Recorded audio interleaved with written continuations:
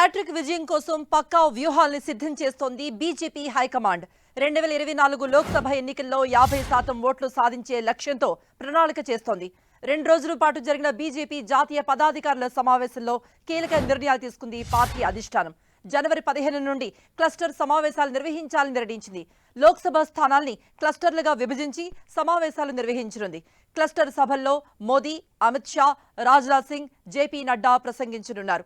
వీరితో పాటు యువ మోర్చా ఆధ్వర్యంలో దేశవ్యాప్తంగా 5,000 సదస్సులు ఏర్పాటు చేయబోతున్నారు. కొత్త ఓటర్లతో కనెక్ట్ అయ్యేందుకు దేశవ్యాప్తంగా ప్రచారం చేయనుంది కాషాయ పార్టీ.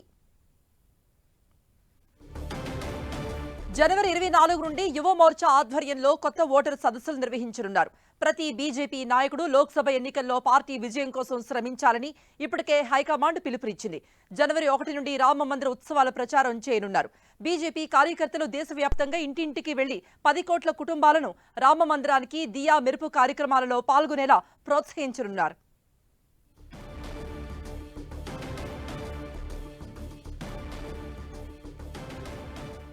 ఇక దీనిపై మరిన్ని అప్డేట్స్ ఇవ్వడానికి మా ప్రతినిధి గోపి ఫోన్లో సిద్ధంగా ఉన్నారు. గోపి, బీజేపీ హైకమాండ్ 2024 లోక్సభ ఎన్నికలలో విజయాన్ని సాధించేందుకు ఎటువంటి ప్రణాళికతో ముందుకు పోబోతోంది? ఈ క్లస్టర్ సమావేశాల ముఖ్య ఉద్దేశ్యం ఏంటి? 2024 లోక్సభ ఎన్నికల్లో గెలుపు కోసం తమ కార్యాచరణ ప్రణాళికను సిద్ధం చేసుకుంది బీజేపీ అధిష్టానం. 2 రోజుల పాటు ఢిల్లీ బీజేపీ కేంద్ర కార్యాలయంలో జరిగిన పదాధికారుల సమావేశంలో ప్రధాని మోడీ, అలాగే అమిత్ షా, జేపీ నడ్డా పార్టీ కీలక నేతలకు, పదాధికారులకి, ప్రధాన కార్యదర్శులందరికీ కూడా కీలక దిశానిర్దేశం చేయడం జరిగింది. గతంలో సాధించే కంటే మెరుగైన సీట్లను సాధించాలి. లోక్సభ ఎన్నికల్లో 2019లో 303 స్థానాలు సాధించగా ఇప్పుడు అంతకన్నా మెరుగైన స్థానాలు, అలాగే గతంలో ఓడిపోయిన స్థానాలలో గెలుపు కోసం కృషి చేయాలని చెప్పి కీలకమైన కార్యాచరణ సిద్ధం చేసుకున్నారు. ఇందులో భాగంగానే క్లస్టర్లుగా విభజించి క్లస్టర్ సమావేశాలను నిర్వహించాలి. నియోజకవర్గాల లోక్సభ స్థానాలని క్లస్టర్లుగా విభజించి సభలు, సమావేశాలు నిర్వహించాలని చెప్పి నిర్ణయించడం జరిగింది. జనవరి 15 నుంచి కూడా ఈ క్లస్టర్ సమావేశాలు అనేవి ప్రారంభమవుతాయి. ఇటు దేశవ్యాప్తంగా ఉన్న లోక్సభ కాన్స్టిట్యున్సీస్ ని కొన్ని కీలక క్లస్టర్స్ గా విభజించి గతంలో గెలిచిన స్థానాలు, అలాగే ఓడిపోయిన స్థానాలను వేరువేరుగా విభజించి క్లస్టర్స్ గా చేసి అక్కడ సభలు, సదస్సులు నిర్వహించబోతున్నారు. ఇందులో ప్రధాని మోడీ, అమిత్ షా, రక్షణ మంత్రి రాజ్నాథ్ సింగ్ సహా బీజేపీ జాతీయ అధ్యక్షుడు జేపీ నడ్డాతో పాటుగా కేంద్ర మంత్రులు, అలాగే బీజేపీ పాలిత రాష్ట్రాల ముఖ్యమంత్రులు వీరంతా కూడా పాల్గొనబోతున్నారు. అలాగే జనవరి 24 నుంచి యువ మోర్చా ఆధ్వర్యంలో ఓటు సదస్సులు కూడా నిర్వహించబోతున్నారు. మహిళలు, యువత, అలాగే పేదలు, ప్రతి వర్గాన్ని కూడా చేరుకునే దిశలో బీజేపీ ప్రచారం ఉండాలి. ప్రతి ఒక్కరిని బీజేపీ వైపు వారి దృష్టి బీజేపీ వైపు ఉండే విధంగా, బీజేపీ మళ్ళీ అధికారంలోకి తీసుకొచ్చేందుకు వారు ఓటేసే విధంగా కూడా కార్యాచరణ ఉండాలి అని చెప్పి ఇటు ప్రధాని మోడీ, అలాగే అమిత్ షా దిశానిర్దేశం చేయడం జరిగింది. ఇందులో భాగంగానే యువ మోర్చా ఆధ్వర్యంలో యువతను ఆకట్టుకునేందుకు 5,000 సదస్సులని నిర్వహించబోతున్నారు. అలాగే ఇటు జనవరి 1 నుంచి రామ మందిర ఉత్సవాల ప్రచారాన్ని కూడా బీజేపీ చేపట్టబోతోంది. జనవరి 22న అయోధ్యలో రామ మందిర విగ్రహ ప్రతిష్టాపన ప్రధాని మోడీ చేతుల మీదుగా జరగబోతోంది. వారం రోజుల పాటు ఉత్సవాలు జరుగుతాయి. సో దేశవ్యాప్తంగా అన్ని రాష్ట్రాల నుంచి కూడా ఇటు ప్రజల్ని ఈ రామ మందిర ప్రారంభోత్సవం సందర్భంగా రామ మందిరానికి ఎలక్షన్స్ జరిగేంత వరకు కూడా వాళ్ళని రామ మందిర దర్శనానికి తీసుకెళ్లడంతో పాటుగా ఇది అయోధ్య రామ మందిరం అనేది బీజేపీ ఎన్నికల మేనిఫెస్టోలోనే ఉంది. సో దీన్ని రాజకీయం అని చెప్పి విపక్షాలు విమర్శించినా సరే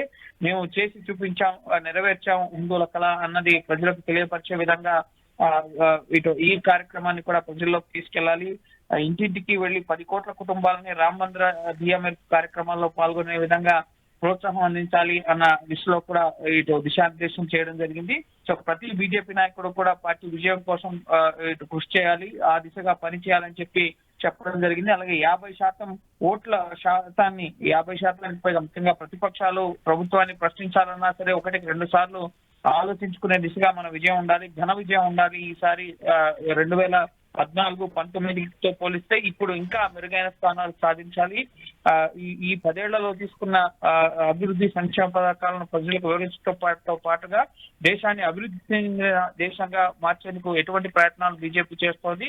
అందులో భాగంగా మళ్ళీ బీజేపీకి అధికారం కల్పించాలని చెప్పి ప్రజల్ని ఓట్లు అడిగే దిశలో ముందుకు వెళ్లాలని చెప్పి సైతం నిన్న పదాధికారుల సమావేశంలో ఇటు నేతలను ఉద్దేశించి ప్రధాని మోడీ, అలాగే అమిత్ షా, జేపీ నడ్డా మాట్లాడడం జరిగింది. అధికారికంగా ఎటువంటి నిర్ణయాలను కూడా వెల్లడించలేదు. పార్టీ ఇంటర్నల్ గా పార్టీ క్యాడర్ ని ముఖ్యంగా వివిధ మోర్చాలకు సంబంధించిన క్యాడర్ కి దిశానిర్దేశం చేశారు. వాళ్ళు క్షేత్రస్థాయిలోకి వెళ్లి సభలు, సదస్సులు, సమావేశాలు, ప్రచార కార్యక్రమాల్ని ముమ్మరం చేసే దిశగా ఇటీవల ఈ 3 రాష్ట్రాల్లో విజయం సాధించడం, ఇటు మధ్యప్రదేశ్, రాజస్థాన్, ఛత్తీస్గఢ్ లో విజయం, అలాగే ఇటీవల అసెంబ్లీ ఎన్నికల ఫలితాలపైన కూడా బీజేపీ పదాధికారుల సమావేశంలో 2 రోజుల పాటు సుదీర్ఘంగా జరిగాయి. సో ప్రారంభోపన్యాసం ప్రధాని మోడీ చేయగా ముగింపు ఉపన్యాసం అమిత్ షా, జేపీ నడ్డా చేయడం జరిగింది. సో ఎన్నికల్లో విజయమే లక్ష్యంగా ఎటువంటి కార్యాచరణతో ముందుకెళ్లాలి అన్న దానికి సంబంధించి ప్రణాళికను సిద్ధం చేసుకున్నారు. యువ మోర్చా ఆధ్వర్యంలో 5,000 సదస్సులతో పాటుగా లోక్సభ నియోజకవర్గాలను క్లస్టర్లుగా విభజించుకుని అక్కడ ముమ్మర ప్రచార కార్యక్రమాలని కీలక నేతలతో జరిపించాలని చెప్పి నిర్ణయించడం జరిగింది. ఆ దిశగా 2024 సార్వత్రిక ఎన్నికల్లో భారీ విజయమే లక్ష్యంగా ప్రస్తుతం అయితే బీజేపీ ప్రణాళికను కార్యాచరణ సిద్ధం చేసుకుంది.